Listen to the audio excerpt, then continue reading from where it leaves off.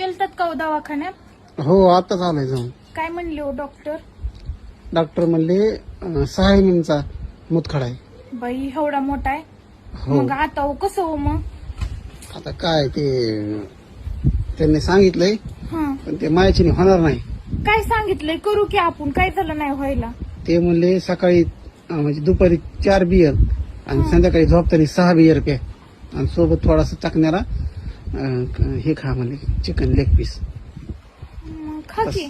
मग आता 6 बियर प्यायचे म्हणले माझ्याकडे आहे का ग पैसे? हो वय तेवढं आहे.